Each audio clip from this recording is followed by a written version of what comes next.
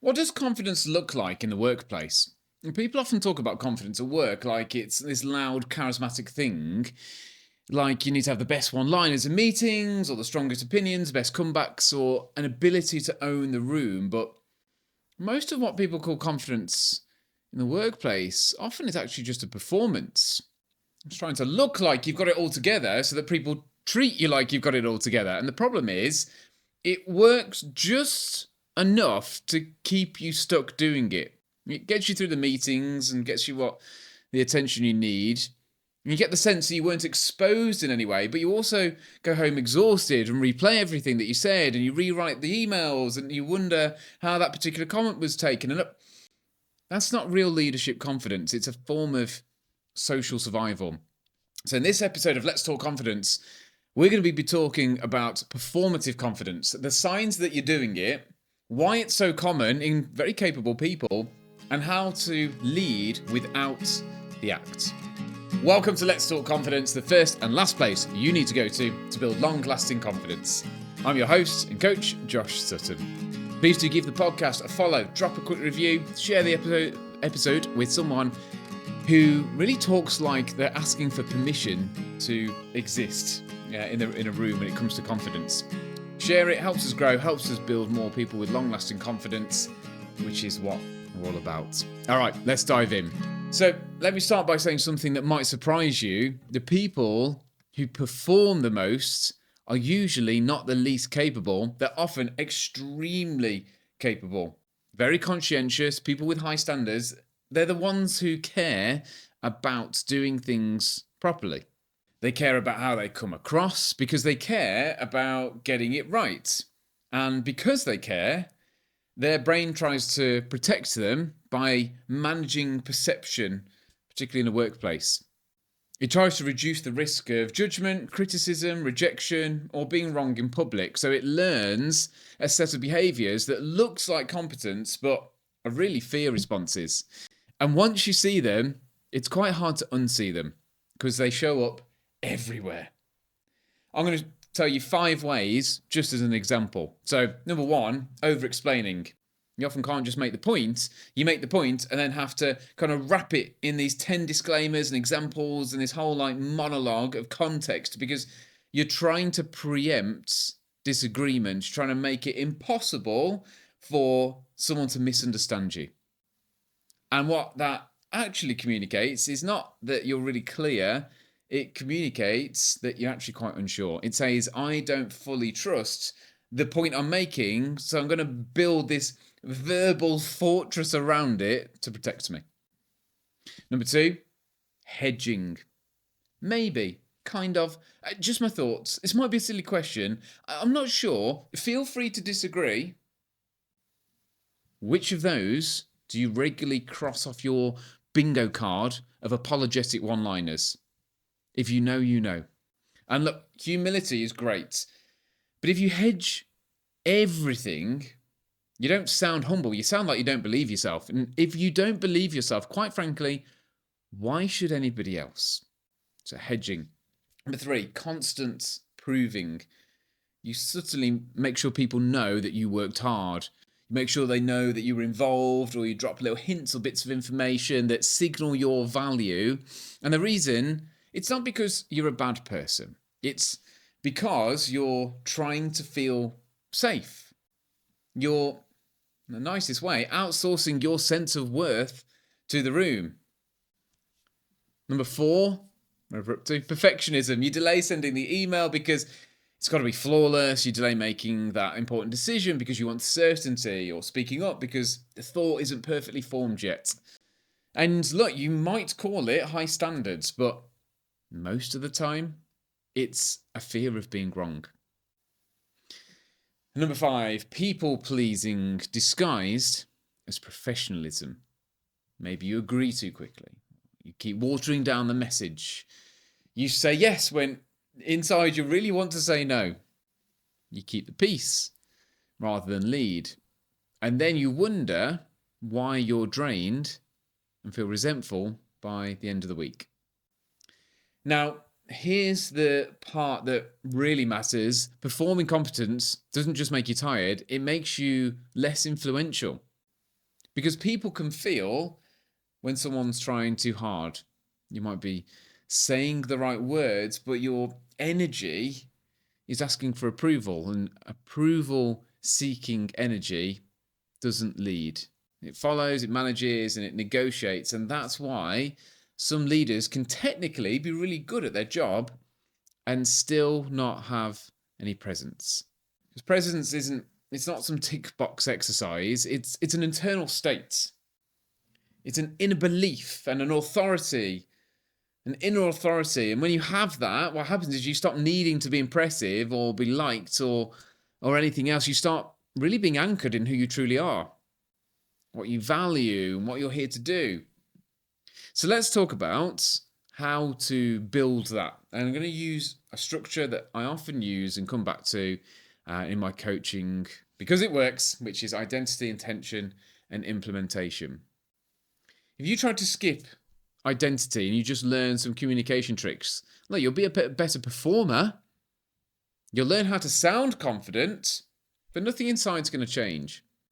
You still feel insecure underneath. And that isn't the goal if we're looking to build long-lasting confidence. The goal is to lead without the act. So step one, identity, stop asking, how do I come across? And start asking, who am I being? Because performers walk into a room thinking, do they respect me? Do they like me? Do I sound smart? Do I look confident? And that mindset turns leadership into some kind of social survival game. But a leader within an authority, they walk into rooms with a different question. What matters here? What do I stand for? What does integrity look like in this conversation?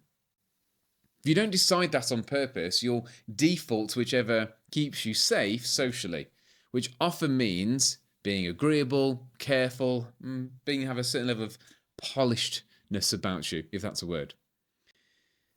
Here's a simple exercise if you want to start practicing this. Pick 3 values you want to lead by. Not the ones that sound nice, but values you're actually going to keep when it costs you something, a sword you're willing to fall on, if you like. Write what they would look like in behaviour. So, for example, clarity might be, I say the point without hiding behind all the fluff. Courage might be, I have the conversations I want to avoid. And calm might be, I slow down and respond rather than just react. Now you have something to measure against that isn't based on applause, it's based on alignment. And humans trust alignment, they can feel it, they trust congruence. When what you say, think, and do match, that's authority. And if you want to go deeper, you need to identify the story underneath the performance, because there always is one. Every time there's always a story. It's usually something like, if I don't get this right, I'll lose respect. If they disagree with me, it means I'm not good enough. If I'm criticised, it proves I'm a fraud, and that's why I've explained in hedge and polish and prove and all the rest of it, because you're not trying to communicate, you're trying to protect your identity. So identify the story underneath it, because once you can see that, you can challenge it. You can say something like, I don't need to be impressive to be valuable. Work on being aligned with your true values, work out what they are, and then work on being aligned, because the leaders people follow are not the ones who win every single room they're in, they're the ones who know and stay true to themselves. So that's identity. Step 2, intention. Decide the outcome of a conversation before you enter it. Performers go in trying to protect themselves, whereas leaders go in to create the clarity. So before your next meeting or difficult conversation, write down 3 things. Number 1, what is the point I need to get across? Number 2, what do I want the other person or other people to understand? Point 3, what boundary am I willing to hold if it gets uncomfortable? Pre-decide that. Because without intention, again, your brain is just going to default to whatever's safest. And again, safety usually means being liked, avoiding conflict, not looking stupid. But with intention, you lead and you stop being dragged around by fear and you start acting with purpose. So here's what this might look like in real life. Let's say you're in a meeting and you disagree with the plan. Now the performer thinks, How do I say this without sounding negative? How do I please everybody in the room and keep everyone happy? How do I cover myself if this goes wrong? Whereas the leader thinks, what's the risk if I don't say this?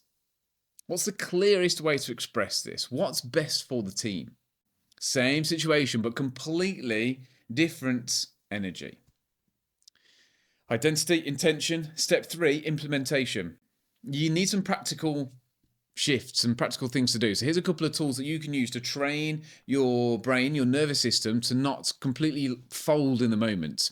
So tool 1 is remove the hedging. You don't need to become really blunt. You just need to stop pre-defending everything. So instead of, this might be wrong, just say, my view is. Instead of, I'm not sure, but say, what I'm seeing is. Instead of, I'm really sorry to ask, say, quick question. This isn't arrogance, it's trusting yourself. Tool number 2, say the point and then stop. Most over-explaining happens because you feel a spike of anxiety after you speak and you try to smooth it out just by talking more. But talking more actually makes you sound less confident. So practice saying one sentence and then pausing and just let it do what it needs to do. Silence is not danger, it actually builds authority. Tool 3, answer first, then context if needed. So when someone asks you something and you start it off with 3 minutes of context, really what you're signaling is that you don't believe what you're saying. It signals a real uncertainty. So lead with the answer, yes, no, I recommend option B, and then explain if required. If required. Tool 4, try and regulate your nervous system before you speak. So if your body's in threat mode, you're going to be speaking from that threat and you'll rush, apologize, or justify to protect yourself. So if you can, take a moment, long inhales and exhales, longer exhale than the inhale if you can. Drop your shoulders, plant your feet. Remind yourself that you can handle the discomfort. You're not trying to feel amazing, you just need to be steady, you need to be ready. And tool 5, do a proper debrief afterwards, because a lot of where this difficulty will come from is in you replaying the conversation afterwards in a way that attacks you. And attacking yourself with a reflection, that's not reflection. It's just methodically beating yourself up. So use a healthier way to reflect on it, such as, what went well, what will I improve next time, and what did I do that really matched my values? And then stop. No character assassination or spiraling, just learning. Now, let's talk about what changes when you actually stop performing competence, because that's what we want. We want the payoff. So number 1, you become much more trusted, because people trust certainty and clarity. They trust calm and they trust someone who isn't trying to manage their perceptions. People feel it even if they can't explain it. 2, you become more decisive because you stop needing certainty and you stop treating every decision like a judgment on your identity.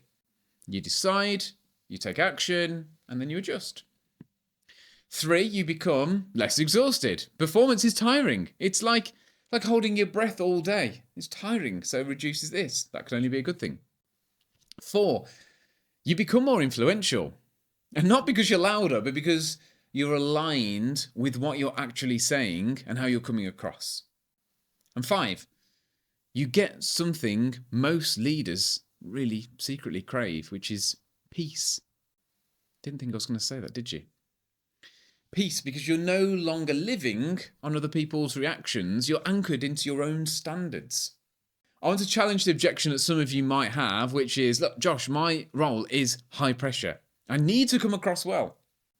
Agreed, but the best leaders don't come across well because they're acting. They come across well because they know what it is that they're about. Identity. They have a very clear way of approaching things that they need to perform, intention, and they have the systems in place to do so, implementation. One way is fragile, and the other, this way that I've mentioned, I've talked about, is stable. So here's your challenge for the week to practice this. Pick one environment where you know you perform competence. Might be a meeting with emails with a certain person. Use some of the tools that we've discussed today. Use one in a meeting to Remove the hedging. No maybes or no just or no could be wrong. 1 point, pause. Practice that. Another example, send an email without rereading it 12 times. Read it once for errors and then send it. Train your brain that you do not need perfection to be safe. Third example, have a moment of healthy disagreement. Say something like, I see it differently. And let it just do its thing. No essay afterwards. Reflect on the use of these tools. Did I lead with clarity, courage, calm? If yes, that is a win, even if someone didn't love it. Because you're not building popularity here, you're building inner authority. And look, if you take this seriously, you will start to feel a different kind of confidence. Not the hyped up version, but the version that is calm and steady. The version where you don't need to be impressive because you know who you are. And when you know who you are, you don't perform, you lead. That's all for today. If you want to build this kind of identity level confidence properly, so you stop acting, stop overthinking, and start leading with this calm clarity that we've talked about today, then head to joshsuttoncoaching.com to find out more. I'm your coach, Josh Sutton. Let's talk confidence.